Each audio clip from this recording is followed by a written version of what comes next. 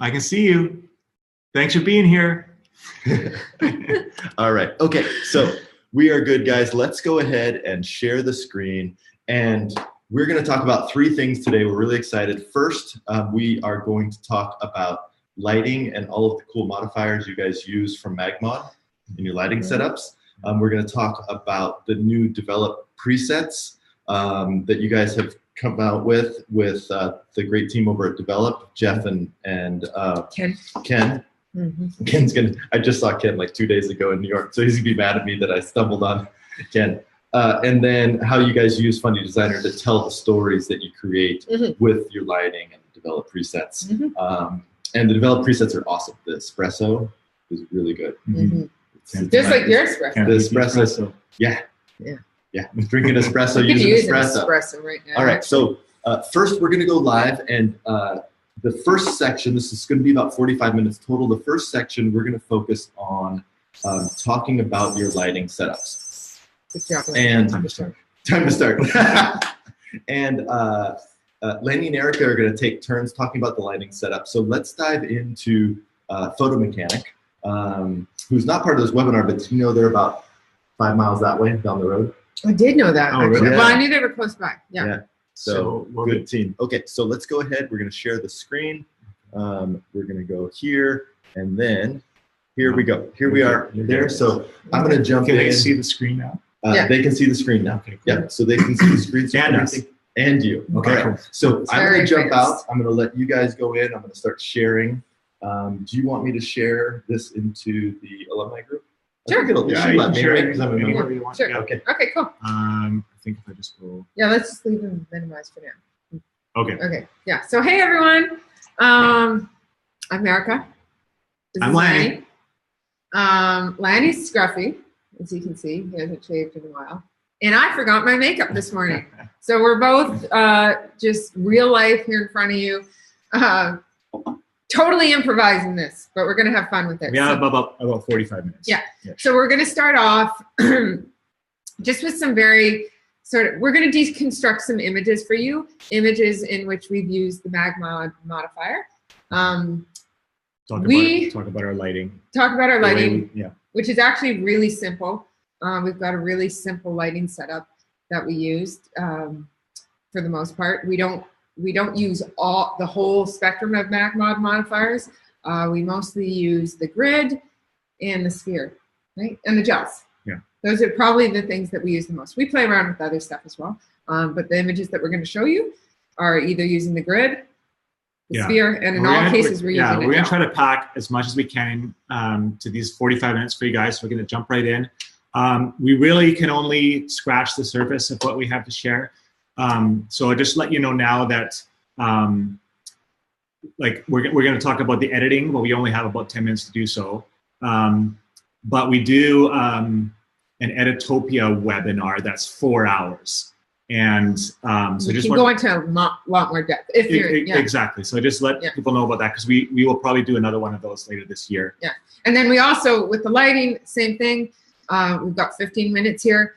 With our 3-day workshops, we go into a full day on lighting. So we're just going to touch the surface here. If you guys ever want more information about our workshops, there's a group on Facebook called 2 Men Workshop News, and you can join that group and be up to date on all those. Okay. So let's dive into this. See if this. Okay. Hope everybody can see this one. We just. Oh, I'm just going to minimize this. We just picked 4 here. And we'll reverse engineer these for you guys and kind of break them down. With regards to, well, first of all, it surprises some people to learn that we're probably, outside of the reception, Eric and I are probably like 90% just natural light, using that as best we can throughout the day, unless we need or want something other than the natural light. So when it gets dark or we go inside for the reception, from that point on, we're off camera light. And also if we're in a dark bathroom, for example, like this, we're trying to make our own light as well. And so that's when we start using modifiers to shape the light. So what we have here is a small dark bathroom. Shitty hotel bathroom. Yeah, crappy light. The groom is shaving. And So this, what's happening here, this is a wide 24 millimeter lens. And I basically killed all the ambient light in the bathroom by going really dark. And then mounted a speed light onto the light fixture kind of behind him. So he's standing in front, facing the mirror that he's shaving in front of. And then to his left, I've clamped a speed light up onto the light fixture and oriented it straight towards the groom. Yeah, and just, can I cut in for a second? We've got these awesome little clamps that I can link, actually, maybe in this group afterwards. They're little Manfrotto nano clamps. They're super strong, they're small, and you can clamp them anywhere. Just don't clamp them too tightly to a mirror. Also break it. Yeah, because the thing with the light stands is often in like a small bathroom like this, you're trying to balance it between the toilet and the bathtub, and it doesn't work. So, and then we put two things on that. First of all, it was the quarter cut CTO warming gel, and then the grid. Okay, so the grid's just to shape the light, so we're lighting just the groom, and keep trying our best to keep the light off of the rest of the bathroom, the walls and the roof and whatnot. And the mirror. And and so it just funnels the light right where we want it. So then what I've done is I've kind of had to crawl up onto, I think I was up on the toilet seat actually, so that I could get the camera lens into the beveled corner of the mirror. And if you've never gone and put your eyeball up into the beveled corner of a mirror, try it. You'll see all kinds of trippy, triple, quadruple reflection type things, and you can move them around depending on how you move your eyes. And so basically just put the lens right in there, and that's what I saw. So that's what's happening over on the right side of the image, is just this trippy triple reflection thing. The left side is just the actual groom, right? Mm-hmm. And then on the right side is his reflection in the bevel corner. And then the entire lower half is just an iPhone up underneath the lens, directly underneath the lens, is mirroring the upper part. Okay.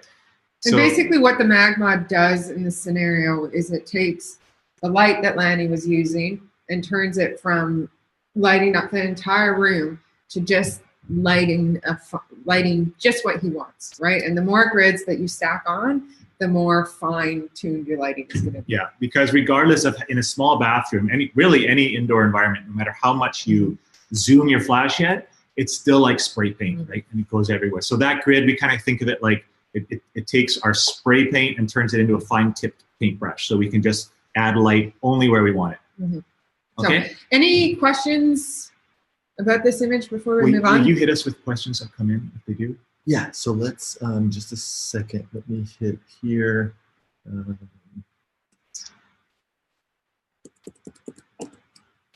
Yeah, we'll go. So everybody, if you can just comment with questions in the Facebook post, then we'll go ahead and hit that. Oh, here's some questions. No questions. Oh, hey, Susan. Is it possible to show the flash power settings? I don't even know them.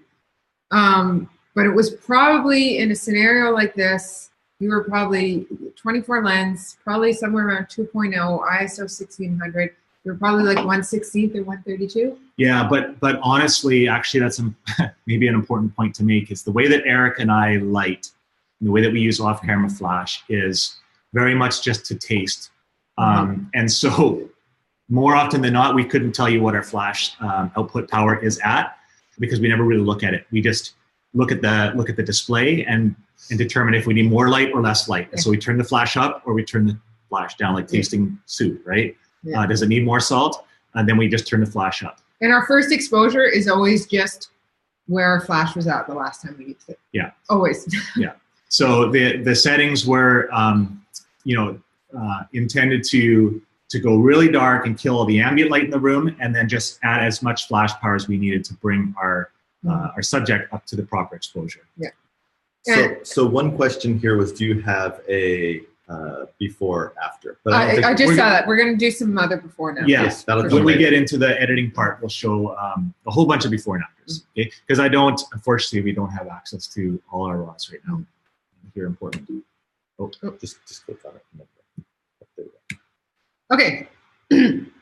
So this is the next image here. So here we've actually got a 2 lighting setup. Okay, so you can see the bride and groom over to the left of this frame. This is the rehearsal party, which is why they don't look like a bride and groom. But so they're over to the left of this frame, and we've got Magmod gridded light coming in on the camera left, and it's also got a quarter cut CTO gel on it. Okay? And it's just on a light stand. Yeah. Generally, for white skin tones, a quarter cut warming gel works very well. Okay. Of course, balances it nicely with the ambient. Yeah. Of course, you know, if you're looking at the back of the camera and the skin tones look a little too orange, then you take it off, right? Or if they look really blue, then you add another one on or something. Or stronger. go up to a half cut. Yeah. Yeah. So we've got our ultimate goal with speech shots always is to try and get the speaker and the reactor in the same frame, because they give each other context, right? The speaker on its own is just a speaker, and the reactor on its own is just a reactor. But then together they give each other context. And it's often not possible, right? Depending on the venue, but if at all possible, that's the holy grail. Yes. Yeah, it is the holy grail. And it's often really hard to light them both in the same frame, okay? But here we've got the side light on the reactor, and then on the speaker, we've just got a single backlight. Okay. Did we have a grid on that one? I think we did. Yeah. Or the ceiling was really high in here. Actually, we didn't have. So there is a grid on the bride and groom that our camera left here. The flash on the speaker, which is the groom's mother, I don't believe has a grid on, but it does have a warming gel, because when we put our flash behind something, we generally want it to wrap around our subject, right? So that we can get that rim light around the nose and the mouth and the chin and the hair, so that we've got a recognizable profile. So if we've got a grid on, it funnels that light often a little bit too much. So if we have a grid on, we either have to really back it up so that that cone of light is spread far enough to wrap around, or we take the grid off, okay? In this case, this particular venue we were shooting at had a really tall 2-story roof, and it was all dark interior, right? It was all dark wood interior, so we didn't actually have to worry about that light that's backlighting her spilling and destroying our ambient light. But you can also see you get all these really cool unpredictable results as well, because the light that is backlighting her is also bouncing off her and then lighting up the people behind her. Yeah. And like Lanny and I never go out and set out to do this. And this wasn't even our original vision when we were photographing this speech. It was about halfway through the speech that we sort of worked our way through problem solving. Sorry, I was gonna say it was like the 4th or 5th speech that we finally figured out how to light it in this way. Yeah. And one of us is lighting one way, one of us is lighting the other way, and it's very much organic in terms of how we get to the scenario. It's never like, okay, I'm going to go into the speech and I'm going to backlight the speaker and sidelight the reactor and boom. It's always problem solving. How can I layer these two in the same frame? We could have front lit the speaker. We could have put an on-camera flash on her and just front lit her, but it would have less dramatic effect. Would be way less flattering to have that front light on her. And so that's why we chose to do this. Yeah. So quick question, the previous photo, did you stack 2 grids to get more? So it's 1 grid? No, okay. I would say 98% of the time, 1 grid is all we end up using, unless the flash ends up being a large distance away and we need to funnel it more. Yeah. And then, do you know the name of the Manfrotto clamp that you guys use? Manfrotto Nano Clamp. The Nano Clamp. Yeah. Okay, awesome. Yeah. Okay. All right. Yeah. Again, receptions are one of the parts of the wedding day where Eric and I are almost exclusively off-camera flash, unless it's a very bright middle of the day where we're using off-camera light. So this is the bride and groom's thank you speech. So last speech of the night. And by this point, I'd figured out something really cool and unpredictable. It was a happy accident. Basically what I had is I had 1 flash on a light stand, camera right. Okay, so coming in from their left, lighting them from the side. And kind of about a 45-degree angle, so from the side-ish.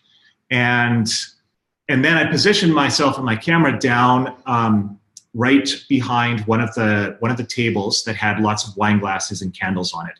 to try to use that foreground bokeh to blur out some of the distractions in the room. And once I found this angle, I realized that the position of my flash was not only side lighting them, but it was bouncing off of the glass window behind them, okay? Which was really cool because now that same flash is also rim lighting them from behind. And right here. There it is, yeah. And back flashing all of the glassware that's right in front of my lens, right? This was like a wide open aperture to try to get that out of focus bokeh balls in the foreground. F2. Yeah. So all of the orange bokeh balls are the candles, right? The candle lights refracting off of the curved wine glasses on the table and centerpieces. And then the white bokeh balls are basically our flashlight that's bouncing off the glass window behind them and backlighting all of the glassware on the table. Mm-hmm. This would have probably had a grid on it to just keep it, to just isolate the light on the couple and keep it off of their surroundings. Mm-hmm. Okay, so right. That's what's happening there. Any questions on that one before we move on? So the glass is right in front of the lens, essentially. Not that I'm seeing. Okay. Daniel says he can't wait for Way Up North. See you guys. Us too. Okay, awesome. Daniel Wimble. Okay, Daniel, we're going into our lighting way more in Way Up North too. So cool. Click here. Yeah. Last one. Okay, so this is our last one. This one's a little bit tricky to look at, but it's actually very simple. So let's see. I'm trying to. So if there were like a piece of glass between Lanny and I, and Lanny was inside the room, I'm outside the room, photographing Lanny inside the room. Okay, so most of what you see here, all the blue, is the reflected sky on the glass. Okay, and then we've got the groom who is chugging beer outside. That's his silhouette on the glass that's framing the bride. And then we're shooting through, the actual his shadow. Yeah, his shadow on the glass. Yeah. So and this was a very small room that she was standing in. She was in there. So the light is on the other side of the glass. The light is on the other side of the glass. Right. Yeah. Okay. So basically, in order to set yourself up for this type of shot, before you even turn on your light, you need to get your exposure set for the reflection on the glass. Right? So you set your shutter speed at 1/200th of a second and get your exposure set for whatever the sky is at, right? Which will be different depending on if it's cloudy or what was it in this case. So we're at aperture 5.6, shutter speed 100. So essentially exposing for the highlights in the reflection, right? And then making our own highlights on the other side of the glass by lighting the bride. Yeah. So we just put it, and it was a very small room she was in. It was all white as well. So we just had a flash fairly close to her with a grid on so that it wouldn't bounce around and light up the whole room. Because if that flash didn't have a grid on, it would have lit up all the white walls in that room, which would have overpowered the reflection. And you wouldn't see the reflection. Okay. So we just had to light up the bride to match the same exposure as the reflection. All right. And position ourselves so that she was in the groom's shadow. The tricky thing, the thing that can be tricky most with these types of shots is achieving focus. Yes. But when you have a shadow on the glass, like we do in this case, it's very easy to achieve focus. Because you can see through the shadows, right? And you can get that focus locked. Yeah. All right. Any questions about that one? Awesome. Let me see if there's any. So here's a question from Whitney Gray. Okay. Do you move your lights when the action moves to a different place in the room during cake cutting, etc., or do you leave them in the corners of the room? Oh, that's a good idea. Good question. Okay, so basically, if things are moving very, very fast, generally speaking, during speeches, Lanny and I shoot separately, and we each control our own flash. But on a light stand. On a light stand, right? Small and that case, mobile. Yeah. And in that case, we move it throughout the speeches depending on where that needs to be and all that sort of stuff. But in, speeches generally, the bride and groom are sitting in one place and the speaker's standing in one place. When there's fast action moving, one of us lights and one of us shoots. Okay, so the lighter's only job is to make sure the light is precise and exactly where it needs to be, and The photographer's only job is to make good compositions. And we feel that's the best we Best can, bang for our buck. best bang when we're for our working buck together. when we're working together, which is always. So Angela, local Oregonian, has a question. How long between thinking of this idea and then executing it, start to finish, do you think? Yeah, Like, good question. right, so you see this and you're like, oh, let's do the thing where we shoot. Yeah. Good question. You saw this. Well, I would say at the beginning of our career, Angela, it would take, we'd call the bride, we'd say, oh, we have this idea. Can we pull you aside and work it with you guys? And it would probably take us about 10 minutes. Now it takes maybe 45 seconds or so to pull this off. The hardest thing to pull off, honestly, once you get your lighting scenarios and all that sort of stuff figured out, especially if it's a more technical shot, the hardest thing to figure out is the posing. And to make it, this is a pose shot, to make it look believable, to make it look authentic, because the more technical your shots are, the more your brain is wrapped up in all the technical stuff and ignoring what you're actually photographing. And so once you get all the technical stuff figured out, it's the posing and the moments and waiting for things to line up properly. That's what takes the time. Just, I mean, the first time we started, doing things like shooting through glass and using reflections, it was often, it was all about the photographic technique, right? It's about the gimmick. And we kind of had to go through that in order to get to the stage where we could start to learn how and when to use those tools with more meaning and purpose, right? And intent. But this one, Erica, I mean, they were just out basically kind of cocktail hour thing. Well, she was indoors and she was indoors. So Erica literally saw this and the potential for it to line up. And then we had to basically direct them a little bit to get things to line up. So this would be a portrait. And for us, portraits, Eric and I, direct everything.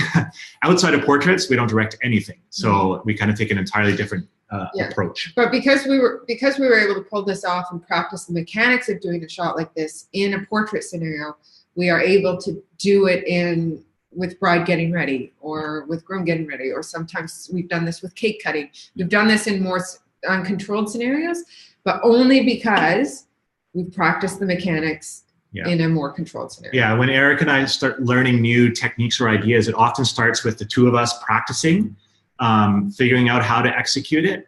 And then we started to incorporate it into our engagement sessions, right, with no pressure. And then eventually bring it into the portrait parts of our wedding days. And then ultimately, once we're comfortable enough with the mechanics, we can start to pull it off in a documentary storytelling approach on an actual wedding. Okay, without having to stage or direct anything. Okay, right. So awesome. So Erica's going to step out a little bit. The most important, intelligent person in the webinar is going to step out for just a second, and then so now we're going to dive into the Lightroom side of things, Adobe Camera Raw side of things with develop presets and show how you develop the photos so we can see some before and afters with the raw and what this looks like. So let's go ahead and dive in on the first one. Okay, so I have to be able to close that out of here. And then just right click on it. And then I've got this set up here. Yeah. Okay, so everybody can see the before and the afters there. And I'm going to go through a bunch with you guys. Okay. Okay. Did you want to open this in raw? No, not right now. Okay. I'll do that at the end. Okay. I'm going to start by showing you guys a bunch of before and afters for a few reasons. One is it helps us all feel a little bit better about our own work, to see the straight out of camera photos side by side with the final artisan edits. And also it's a good opportunity for me to talk about our developed presets, how we use them and what they were designed for, because we have 5 different presets, each of them were designed with different intentions. So let's start by looking at some before and afters, starting with this one. Erica can't shoot straight to save her life. And if we're not sure whose photo it is, if it's crooked, I know it's Erica's. So What I'm going to show you guys side by side is the uncropped, straight out of camera, neutral flat raw file, side by side with the final artisan edits, okay? And this is the first, so I've only just started editing with presets this year, okay? Now that we have our own presets. Prior to that, all of our photo, well, still, all of our artisan edits are edited individually, customized. But now I've got these presets that give me a head start and get me almost there. And then I sort of tweak and adjust and dodge and burn from there. The first preset that we made, first of all, Jeff Newsom from Develop is the guy, he's the genius behind creating these. We sat down together for a few days and basically tried to create presets that would achieve what we were ultimately trying to achieve through all of our custom editing with all the local adjustments and whatnot. And so obviously, globally, we can only get it so close. But I've been amazed at how, I mean, finally I have something to speed up my workflow because I've got these as starting points. So for those of you who are familiar with the presets, there's 5 of them. There's the Amarone, named after the fine Italian wine. There's the double IPA. There's the espresso, and there's the margarita and the Jaeger bomb. So those are our 5. So I'll just kind of show you some examples of where those presets have been used. This one here that we just looked at would have been classic Amarone. The Amarone preset was designed for environmental shots with lots of sky, lots of earth, lots of water to bring out the drama in the scene while trying not to overcook the skin, essentially. So I'll show some examples of where we've used the Amarone at least as a starting point and then tweaked from there. And just hit us with questions, and Fundy will let me know. There we go.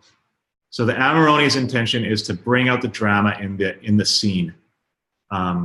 Works great with lots of sky, silhouettes, and really pulls the color potential.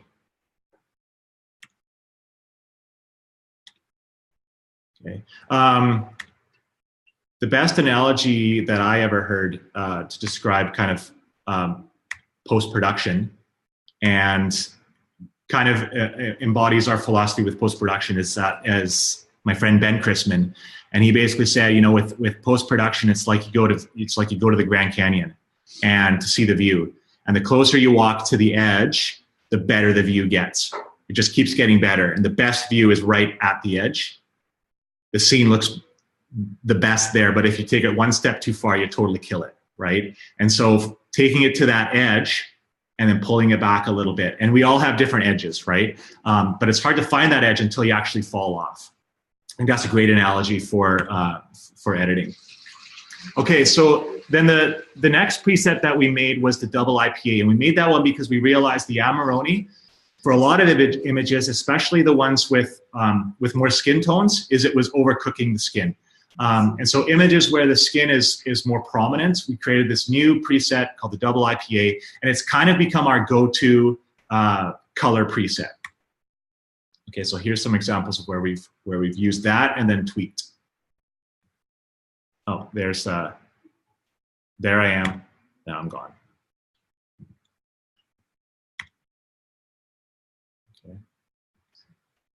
Okay, so then we tackled a couple black and white presets. Our go-to one is the espresso. Okay, it's basically it's actually my favorite preset in that it's the closest one I have. It's almost always just one click and I'm almost there. I just have to dodge and burn from that. Mm-hmm. So here's some examples of where we've used our espresso. This is not a stripper. This is the best man. And that's the groom. That's the groom up here. It's obviously the bride. And this was like this little 45-second funny little kind of striptease that they did for the bride late at night after the parents and grandparents had all gone home. Okay. This is my friend Sean LeBlanc. Our friend Sean LeBlanc was helping me out. this morning at this wedding. And so when I was down underneath the mirror trying to shoot up and get the guys fixing their ties, Sean was able to hop up on the bed and aim a flash at the ceiling to help me create a silhouette up there. So and this one, we went black and white. Generally speaking, we go black and white if color isn't adding anything to the image, or if, what's that? It's good, yeah. Yeah, color's not adding anything to the image, or if it's a distraction, or if it's all about light and shadow, shape and form, or if the light is just really shitty, we generally go for the espresso. A few examples of that. There's Grace and Matt in Zion National Park.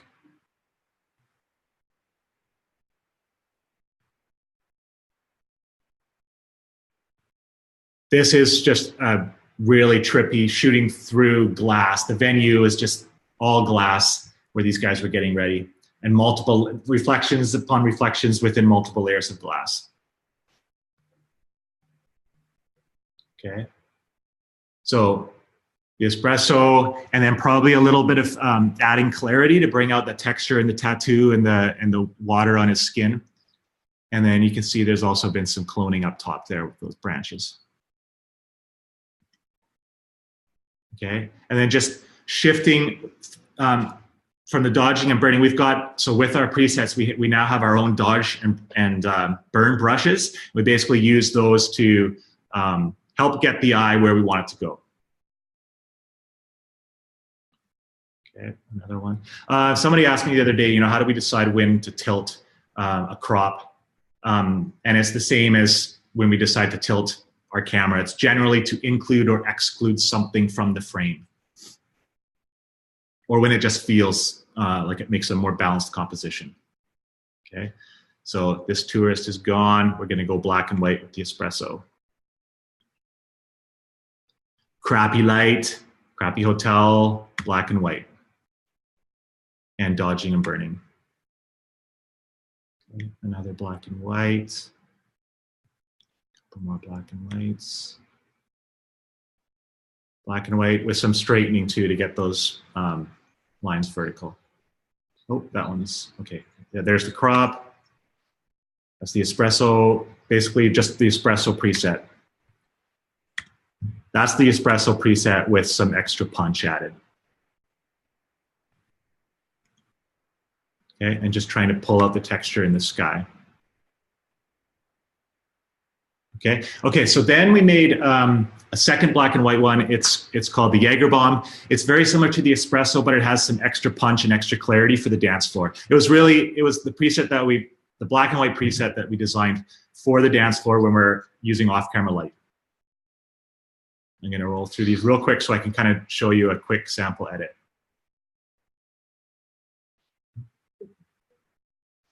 Okay, and then the last one is the Margarita, which is a color preset designed for the dance floor. So it's basically designed to pull as much vibrance out of the colors, out from the DJ lights and the ambient scene, without totally killing the skin tones. But it actually, I've seen a lot of photographers showed me examples of where they've used it in scenarios outside of the dance floor, and it has a place outside of the dance floor as well. It really pulls the colors.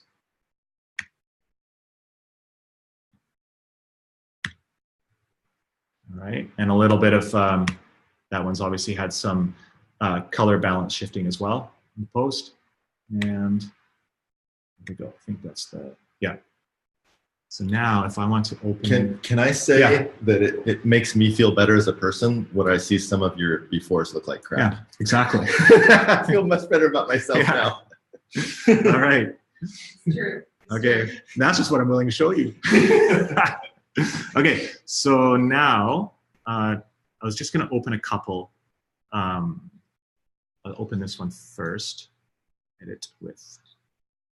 Okay, I'm gonna open this. I'm gonna, guys, I do my artisan edits. So for those who don't know, Eric and I, we outsource our editing to the image salon, okay? The image salon does all the editing and toning on all our deliverable images for our clients.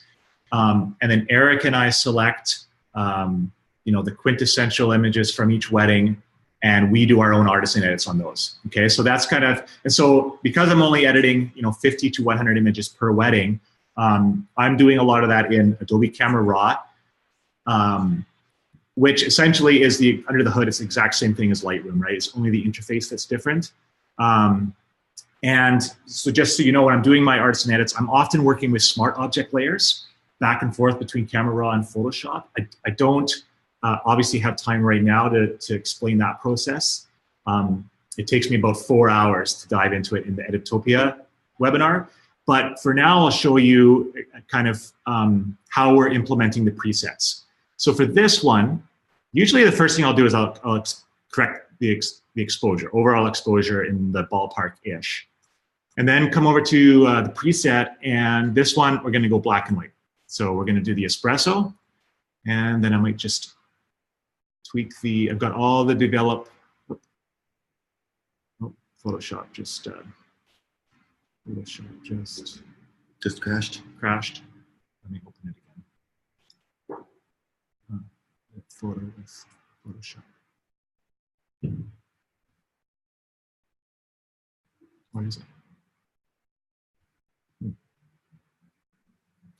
Let me close this. Edit photo. Just like that. See if it opens up. It's not doing this thing here. Let's do. Let's go up here and do a force quit with Photoshop. And just start over and see if that helps. Do Apple force quit. Yeah. And then, sorry guys, we're getting. Force quit. Obviously, everything works perfectly until you're live to 200 people. Force quit. Yeah, and let's do it. And then now if I go this.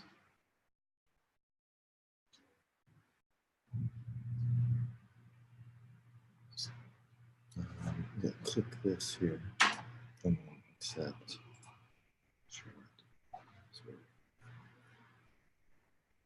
All right, so we're opening up. Photoshop's opening. Yeah, I'll just do two quick examples to show kind of how we use the presets.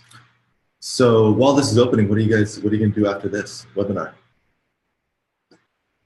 I don't know, Fundy. What are we gonna do? You know what we're gonna do. Yeah, apparently we're gonna jump out of a plane. Yes, perfectly good airplane.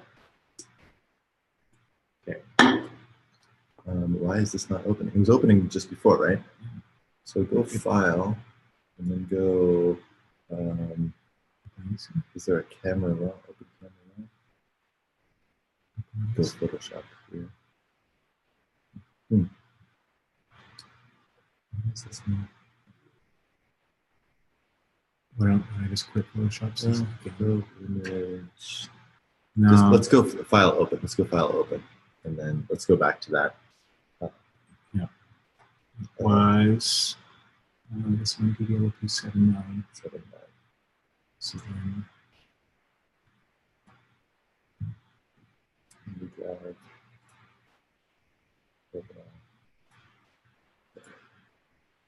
what, 79? 79. Yeah. Okay, here it is. Okay, so let's just get the espresso preset, and then neutralize it by correcting for exposure, right around there-ish. And then I'm just gonna go over to my brushes, and I'm gonna use start with the 2-man burn brush. Wait, there's brushes too? Yeah. I didn't even know there's brushes. Yeah, there's brushes. Yeah, it's awesome. So that's basically how we dodge and burn. So I'm gonna just come in here and start burning down some of the areas that are a little too hot. A little bit, sure a bit. And there. See the effect there. Yeah. Okay, and then I'm gonna add a new brush. I'm gonna go and dodge, the 2-man dodge brush.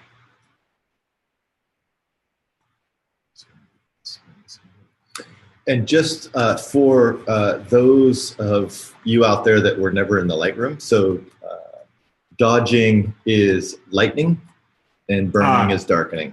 Just, right. Yeah. Because there are people younger than us on the webinar. Yeah. Okay, and the groom's face here. This is his dad. The groom and his dad did a performance at the reception, and they rehearsed all morning long. It was awesome. And back here, these are the groomsmen. What I'm going to do is I'm just going to do one new brush where I'm going to drop the shadows and the blacks a lot. Try this. More. There we go. Because darkening. I want to basically get him a little closer to his silhouette, like this guy over here. And then let's just do another two-man dodge. Two-man dodge. Brighten that up over here. There we go. Okay, we're pretty close. I probably just finished that off in Photoshop and call it done. Okay, so that's done. Let's do one more. Let's do maybe this one. Okay, let's see if it opens for me on this time. Yeah.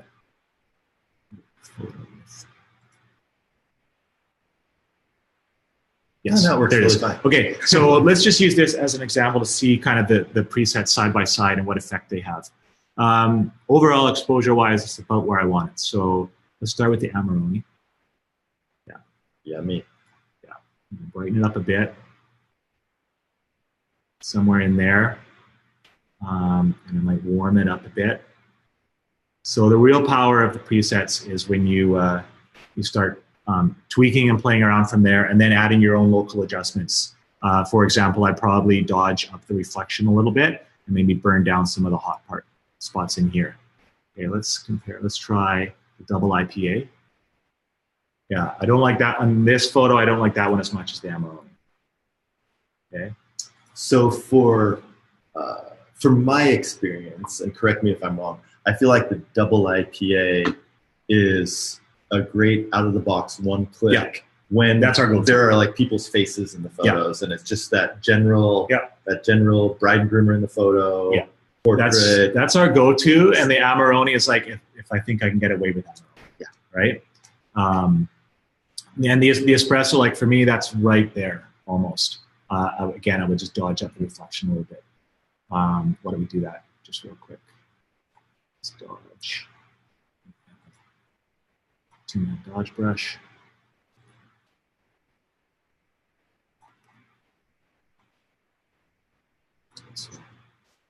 Okay. All right. And then we'll just to here. Okay. Jaeger Bomb is just a little bit more punch and clarity, and then the Margarita probably going to be overkill on this one. Yeah, too much on that one. Thanks, guys. So let's see real quick if we have any questions, and then we will dive into, see if we have any questions. Then we'll dive into the design part. Love the name of the presets.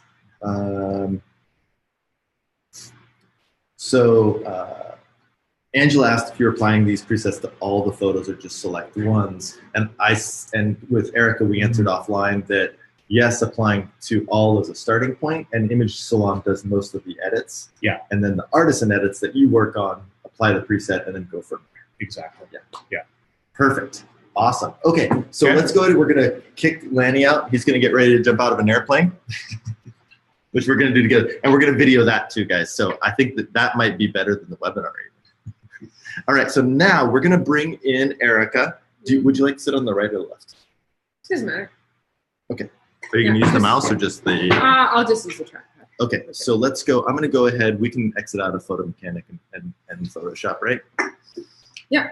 Okay, so Erica, we're going to dive into Fundy Designer and talk about kind of the stories behind, there we go, the stories behind the day. So let's go ahead and do that. Why don't you just, where would you like to start? Well, I'll start by saying this is our most recent wedding. Okay, this is the wedding that we shot last. We delivered the images, a week ago to our clients. And then the day after we delivered the images, I got on a Skype with them to go over their album with them. Okay, so this is sort of a first draft of their album. And just so you guys know, the process that Lanny and I follow is we've got this sort of 2-tier processing level. Okay, so we've got the processing level that Lanny does, where he spends upwards of half an hour to an hour per shot, like fully artistically mastering those images or those photographs. And then we've got the other editing level, which is what Image Salon does for us. Okay, the difference between the two is not huge, but it is for us. But when I give them their draft album, it's a mix of those two editing levels. Okay, so there's some images in here that have received Lanny's edits, and there's images in here that haven't. Once the album is fully approved, then we go in and bring all the images up to the same standard of editing. Okay, so should we go through it page by page? And let's start wherever you want, and then we can do quick, and then we can skip over. So I'm going to go, let's go here. We've collapsed the image well, and then I'm going to go ahead and collapse the top to give us a little bit more real estate. Yeah, so we always start off with the first spread is always like this, okay? We introduce the two main characters of the story in all their glory and try and show the location of the wedding in some way. We leave this spot blank over here on the right in the proof, but when it's sent to print, the couple's names are in that area. Have you ever misspelled one? I've misspelled one. That's an expensive mistake. Not on purpose. Yet. It was just like, oh yeah, the date. That's not on a wedding album. Okay, so they went whale watching the day before their wedding, and they invited us to come along with our kids. So we went out with them to this place called Malakini Crater. And so this is just her and her friends. This is a very international wedding. The groom's from Dubai, the bride's from Hong Kong. They got family in Canada and the US, and parents are from China. So this group of people hadn't been together in a long time. So it was really nice to capture these sort of fun moments. Okay, shall we move on? Yeah. So everybody loves pictures of snorkels. Before you start, if you ever get a chance to visit Jerry and Melissa Gionis in Las Vegas, I gave them a giant unicorn. Oh, did you? Yeah. And we named it Drew. Oh, that's hilarious. The other thing that you will notice, I should have mentioned, is that we keep our spreads very simple. Okay, like there's a few spreads towards the end where it's the dance party, where we'll have a little bit more busy in terms of the congestion of photos, but generally it's 2 to 3 images per spread. Images like this, we want them to be seen not just as storytelling pieces, but as artworks, right? So by just keeping the spreads simple, it allows us to display our images as pieces of art as well, right? Okay, now we're transitioning into the wedding day. This is why I got the cup of coffee one in there. Everyone can tell it's a morning because she's got a cup of coffee, right? Really super Unless simple. It's Lanny, it could be any time of the day. That's true. Yeah. This one's her and her mom. She got ready with her mom and her 2 bridesmaids, and I was constantly trying to layer those stories together because that was part of her morning, was getting ready with those special people. I like the layering of these 2 images, that they're somewhat technically the same, where you have the foreground out of focus and then the focus on the another thing that was important is that they match in mood, right? So each image on that spread has to match the mood of the other image. So that if the image here on the left were just a zoom in of her face and she was sort of serious or what's that word? Stoic. Pensive. Pensive. In the morning of the wedding, it wouldn't match the energy of this image on the right with her mom where they're laughing, right? So luckily they were very expressive and laughing. Then we got one spread of the groom getting ready here. going back towards the bride. These more sort of less storytelling, more artwork type pieces, I always put on a spread by themselves, because it is storytelling, because it shows, can you go back for a second? It shows the location. It shows that's a Chinese wedding. It's got the double happiness sign there. And it shows that she's getting her makeup done, right? It definitely has some storytelling elements, but this piece is more about the art, which is why it's on a spread on its own. Yeah.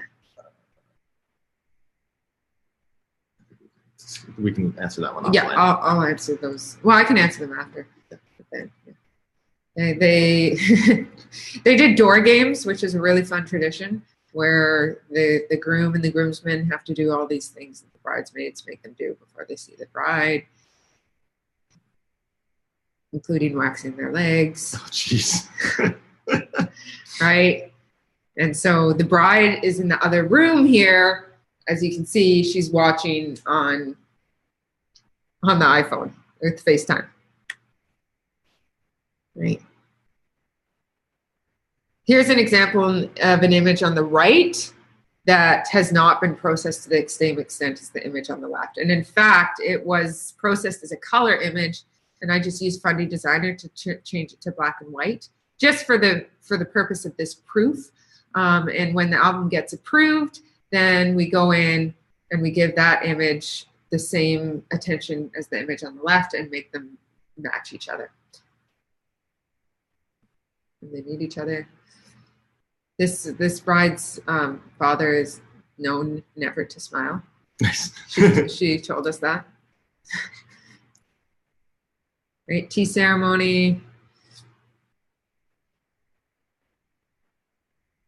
Bride and her parents.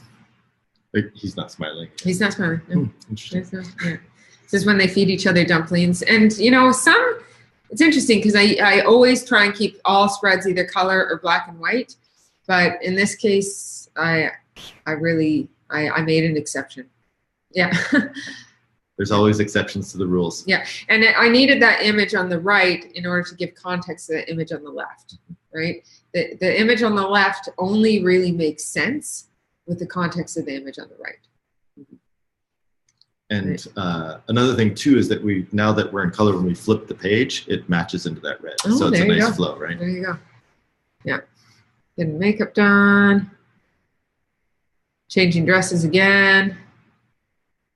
Yeah.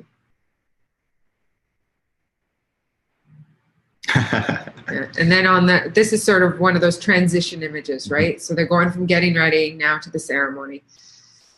This is the car he rented.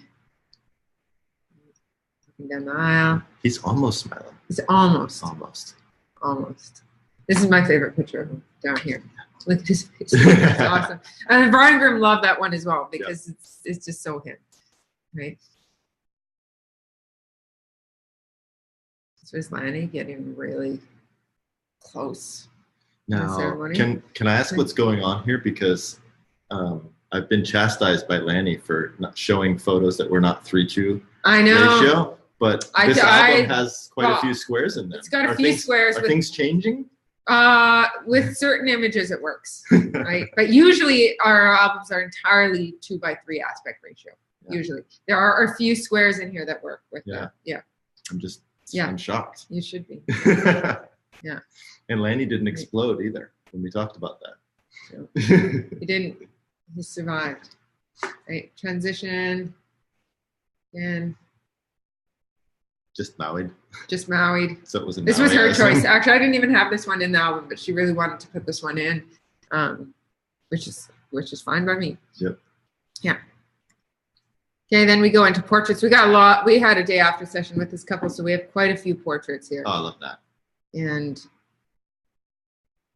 I've given them all their own spread because they're very much sort of art pieces. So it's more like an art book. Yeah. Combined with a storybook. Okay. I believe this transitions into reception now. Or maybe after this one. Okay. Yeah, then they had a luau. So they had spear throwing and different types of lawn games. It's not a wedding if there's not spear throwing. Well, exactly. First dance. Maybe I should change that order a bit. First dance after this. Fire dancing. Hula dancing. A lot of dancing.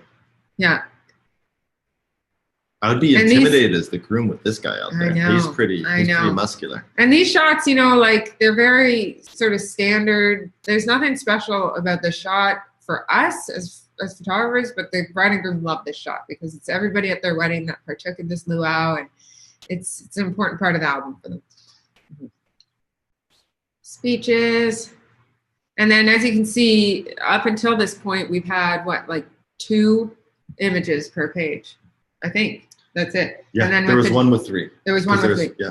Yeah, and then once we get into the dancing, I will, because it matches the mood of the dance floor, right? It's busy and chaotic, and so I'm okay having busy and chaotic spreads when it comes to the dance floor. And I usually do 1 full color spread and then 1 full black and white spread. And 1 final group shot. Then I think, oh yeah, bouquet, and then I think there's just 1 last closing image there. Yeah. Right? Awesome. So how many, that was 90 pages. If anybody's out there asking. Is it 90 pages? 90 pages, yeah. 90 spreads. Wow. So this is. No, not 90 spreads. Not 90 spreads. 45 spreads. 45 spreads, 90 pages. Yeah. So this is a perfect ending, right? Because it's that quiet moment, a good, nice ending. Yeah, we always try and get a closer shot of some sort. Lanny and I definitely don't shoot for the album, okay? Like when we're on a wedding day photographing, we are photographing to tell the story. We don't have any thoughts of the blog post or the album or anything. We just want to do our best job of telling that story. The album, and then we design the album based on how we've told that story, as opposed to, okay, I need this shot for the album, this shot for the album, this shot for the album, okay? Because I feel like for us, when we start shooting for the album, our images become formulaic. Okay, it's like, oh, I need a picture of the dress for the album. Oh, I need a picture of her getting this. And then we try and put their wedding into a box that fits the same box as everybody else's wedding. So it's very important that Lanny and I go into a wedding not thinking about the album or the blog post, just doing the best job we can on that wedding to tell that story. And so every album is very different as a result. Like, the better you tell the story, the better the album is. Yeah. Right? Yeah. It's all about the story. Yeah. The story creates the album, not vice versa. Yeah, exactly. So, and I know other people have different formulas that work for them, and that's awesome. But this is sort of just our approach. So just a couple quick questions. Somebody asked about color balance in the camera. I believe they mean color profile. So you shoot Adobe RGB. Is that correct? Usually, Adobe on our cameras, we have it set to Adobe RGB. Yeah, to get the most color possible, right? And then most often we're shooting in auto white balance. Okay. Yeah. Unless we're specifically trying to do something. Yeah, yeah. And then let's see. Wes says it's the goal to be able to attend a workshop. Just on that color balancing. When we're doing our editing, we're editing in Pro Photo RGB. Okay. Because that gives us the largest color gamut. Gotcha. Okay. Sorry. Wes, what did Wes say? Wes says he hopes that he's able to attend the workshop one day. Okay. Angela says, preach, love that you're intentional about not forcing them into an idea of story. Simply the best, thanks for sharing a question. 16 to 35 millimeter usual lens is in preparation of the bride and groom. So is that one of your go-to lenses? Yeah, so I'd say our go-to for the prep is a 35 for the most part. And then and maybe a 50. Occasionally, if it's a really tight space, I might use the 16 to 35. But 16 to 35 is what we use on the dance floor, primarily. That's all we ever use on the dance floor, is 16 to 35. Usually it's 16. Yeah. Somebody says, beautiful album. They love it. And then Jamie Schneider says that he's happy he's made it live while he's drinking a beer at the bar. Nice. It's the way to do it. Yeah. And then Kayla says, thanks, guys. This is great. Hope to see you guys soon. Oh, yeah. All right, guys. Okay, Kayla. So these are all going to be Kayla's from Calgary. All of this is going to be live within the, no matter where you're watching this, everybody asks if there'll be a replay. No matter where you're watching this, on Facebook, it will stay in that group or on that page under the video section. So if you're in the develop group, later go to the videos section of the develop group and you'll find this there, or the Fundy Software page, or the MagMod group. You'll find them there. Additionally, we're recording this, so we'll put this up on our YouTube channel, and then people will be able to share from there. And then Angela asks, how do you review the album design with the clients? Do Skype or GoToMeeting? There was also one question up here. I can answer both at the same time. Yeah. Do your clients choose the images for the album, or do you guys choose the images? So, yeah, and let's repeat that. Do you choose the images for them, or do the clients choose the images for the album? Okay, so short answer is we choose the images initially, okay, because it's a huge job to expect our clients to go through all 1,200, 1,500, 1,000, whatever images that we deliver. Huge and overwhelming process. So, and plus, we're trained professionals. We usually know what images, I don't want like word images. We usually know what photographs are better than our clients do. To tell the story. To tell the story. Versus, oh, I just love this one. Please. Of my We're the Aunt experts. Mildred, and I love my Aunt Mildred. Yeah. So we're the experts. So we design the proof, the first proof that they see, and that tends to be the best results that we've got is designing the proof, and then they're allowed to make changes, obviously.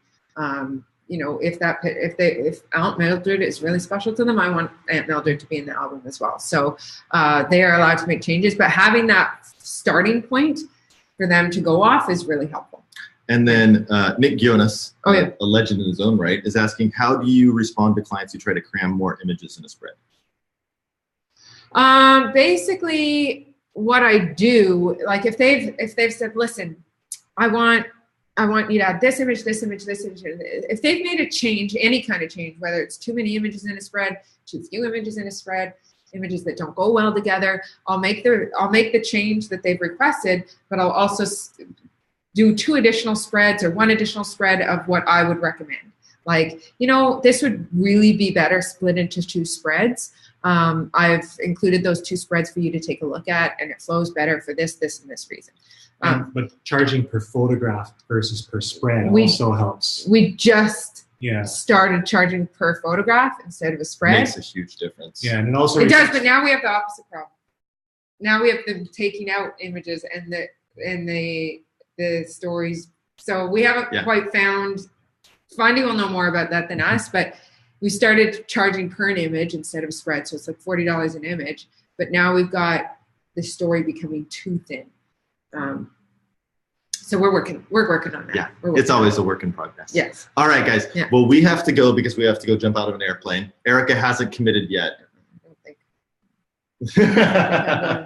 What was that? I don't think I'm going to be jumping out of it. We'll still work on that. We don't know yet.